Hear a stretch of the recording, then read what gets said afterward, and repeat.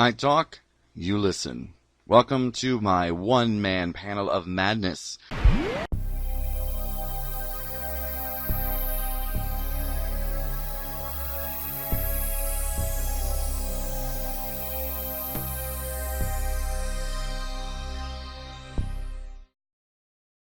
Hi everybody, welcome back to Dr. Gio Who's Horror and Sci-Fi Rambles. We are just a few days away now from the premiere of Doctor Who. After an absence of exactly a year, actually, because it will premiere on January 1st, New Year's Day, 2020. It would be a year exactly, Now, some people have an issue with this. They say that, a year is too long. But if you remember back, there was a year during the 12th Doctor's run where I believe it was actually 16 months or 14, 16 months that we did not have Doctor Who. We only had a Doctor Who Christmas special.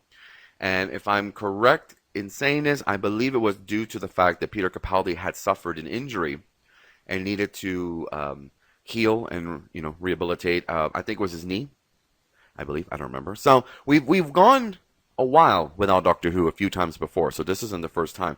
And, let's not forget the original hiatus that was taken back in the 80s, and it wouldn't be until 1996 that we would have the TV movie, and then from there, waiting until 2005 for the return of Doctor Who. So I'm just excited that, a year, yes, the first time I remember hearing about it, I was really pissed off, and I thought to myself, well, this sucks, and I think it actually, specifically, sorry for that, with regards to Jodie Whittaker, her series had just started. So you had series 12 come in, series 11, and then you took a year off. I just felt like if it really had the good ratings that it had and so forth, you'd want to keep that going, not wait a year. So I'm still trying to figure out, I'm doing some research to figure out why it was exactly a year, because from my understanding, there may be a holiday special coming in 2020. And then the series 13 would be in 2021. So I don't think they're going to wait too long of a distance from the end of series 12 to 13. I don't know if that has anything to do with the deal the BBC has made with HBO Max. Maybe, maybe not. But I know that they do have a deal to have Doctor Who from all of Doctor Who up until series 14. So we know there's definitely a 13, and we know that they've already said that they've started work on it.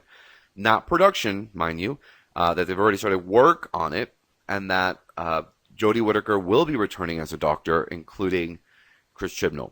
No word on the other companions or what's going on, but this is what I think we're going to see in this year's season, series 12. So today's show is really, what are my hopes for Series 12? Okay. First thing, Series 11 was not terrible. A lot of people are out there saying that Series 11 was terrible. It always takes us a little bit of time to warm up to a new Doctor. I think Jodie Whittaker does a good job. I'm not saying she's great or fabulous at it, but I think she does a good job as a Doctor. She's just a fun Doctor. She's not like a hero or looking for problems. She really just wants to have fun with her mates, and she doesn't really want to be a hero. She just wants to be out there having fun with her new TARDIS family. Great. She's got a funny side, fun side, not a very serious side like the 12th Doctor had, right? And not as rambunctious as the 11th Doctor. So some people think that she's more like the 10th Doctor. I don't see it as much. I think David Tennant had a very unique perspective on being the Doctor. And sometimes he was quirky, fun, serious. He could definitely turn on the anger if things weren't going right.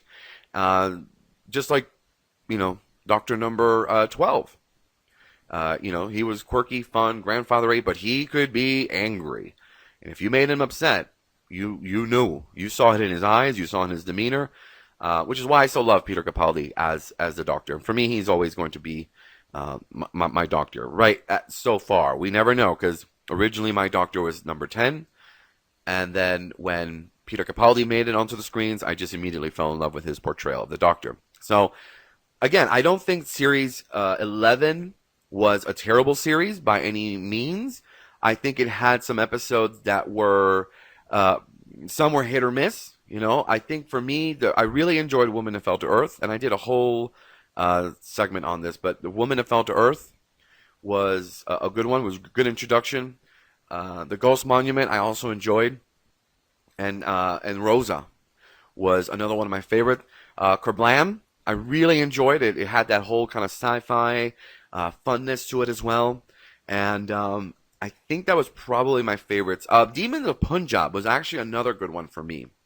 And so if there's at least more than 2 episodes that I like in a series, then it's a good series for me. And I think it was a good series. Again, it wasn't perfect, but to some people, uh, Series 10 wasn't perfect. And I love Series 10. I love there was a new companion. We had Bill.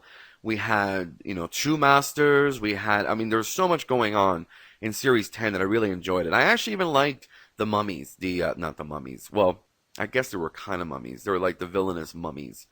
But anyway, so yeah, I think it had some good series. For Series 12, I think they're going to pump up the game. And I have a feeling that they did learn from whatever mistakes were made in Series 11. I think Chris Chibnall and team did listen because at least from the trailers, I'm seeing more Doctor Who versus maybe some kind of political agenda, which a lot of people claim Series 11 had a lot of. Yeah, there were a lot of things that were kind of in your face, almost like political things in your face, but sci-fi in general has always been a way to create commentary on what's going on in society and in the world. So Star Trek did it back in the 60s, and it still continues to do it in this day and age. So I'm not I'm not upset about things like that. People claim the writing has to be better. Well, folks, who are you to say what is and isn't good writing? It's all based on your opinion and what you like and dislike. Some people loved Series 11 completely. Every episode. All right. I went to film school for writing and had to take a writing course, how to learn how to analyze writing and know what makes a good story, but it always becomes subjective. It's always about you, what you like. Okay. So I always say, yes, just say I did not like the writing because I just didn't like it. But to generally say the writing sucked, that's just an easy escape. You should be able to say I didn't like it because these elements did not fit my ideals of Doctor Who, and that's it. That's all you have to say. Anywho, sorry, that was a ramble there. Kind of lost it there for a minute. Anyways, so I think I have some high hopes for this season. I think maybe not so much the writing is probably. It's Chris Chibnall. I don't know how much he's changed. We do have some new writers. Maybe these stories will, be a little bit more, a little different. But we'll have to see because, every writer's different. So every story is going to be different. However, there is a story arc. So now I remember when they did Series 11, there was this whole no story arcs, no classic monsters, brand new show for people to get into Doctor Who. And that's great. Lovely. It did bring a lot of people into Doctor Who. But it looks now that there is going to be 2-parters. The first episode, Spyfall, will be a 2-parter.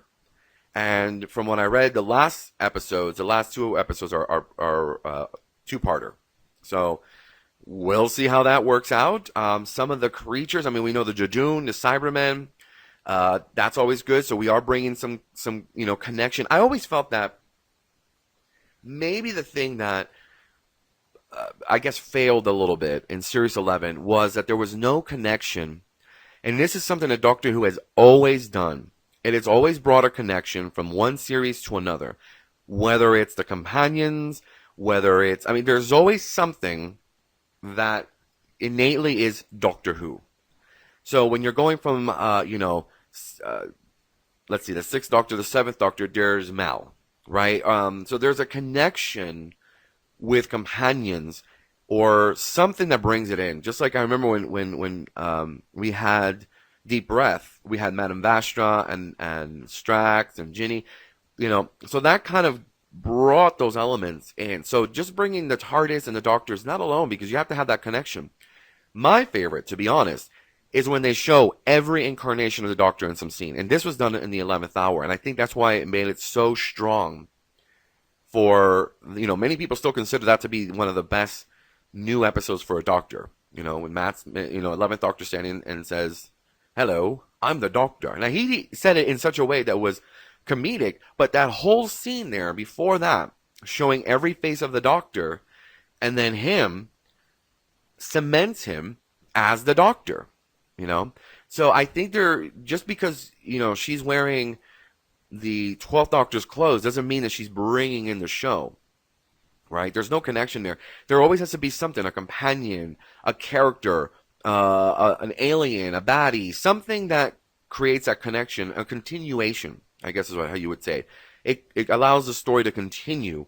And for whatever reason, I think a lot of people had a trouble, I actually said this is what troubled them, is that Series 11 seemed like just a brand new show, which is great. Doctor Who needs a brand new, coat of paint every now and then. But because it didn't have that continuity, it just didn't feel like Doctor Who to a lot of people until at least the second episode when the TARDIS manifests. Okay, we have a new TARDIS interior now that we're talking about the TARDIS, which I've got to say I really am liking the color scheme now. It's it's similar to the last season's TARDIS, but there's something, I don't know if they just lit it more.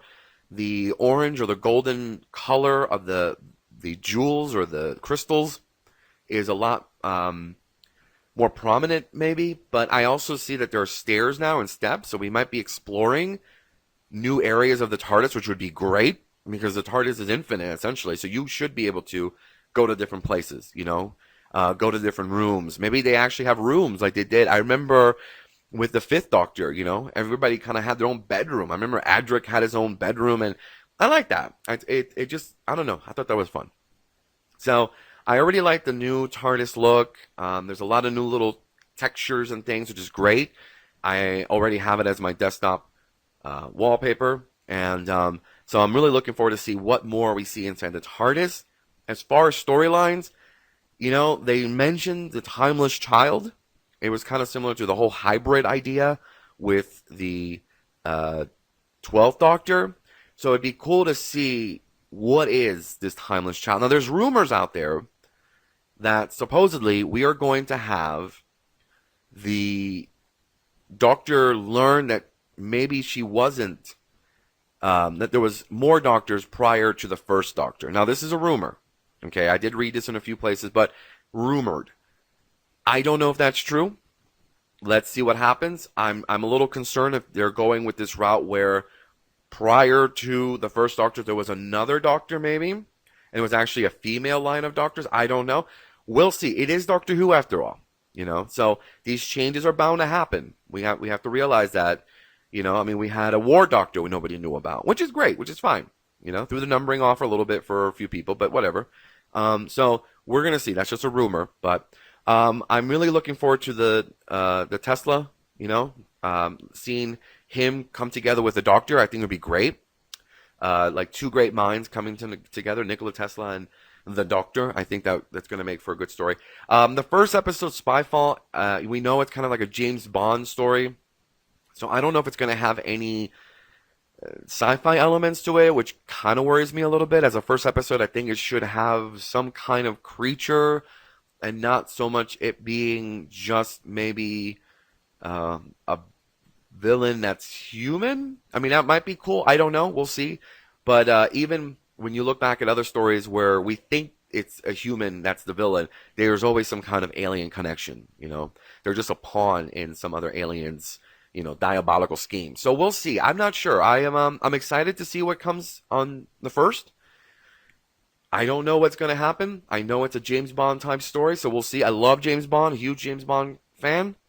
So I'm looking forward to it, but I'm hoping that they do put some kind of sci-fi element into it and not just doing a straight, James Bond type of movie. Now, we know that somehow the first episode is, Spyfall. It looks like it's modern. But I think somehow by the second episode, they travel into the 40s. Because if you watch the trailer, she's wearing the same bow tie and long coat that she was wearing in Spyfall. So we'll see. So maybe there is some kind of connection. The first episode leads into the second episode, and we'll see how that happens. But as overall, I am excited for Series 12. I think I think she's going to show more of a Doctor side, and then we're finally going to see her have that Doctor moment, which she kind of did in Resolution when you know she tells the Dalek, I'm the Doctor. I like the way she said that. I thought that was cool. But my favorite is still though, you know, Peter Capaldi in Flatline. You know, the man that stops the monsters and so forth. So that for me is going to do it because we are going to wrap things up here. Getting ready for New Year's 2020. So we have one more show coming up, which is kind of my year in review of 2019. It'll be short, trust me. Not much cool stuff happened in 2019, if you know what I mean. So until then, may the force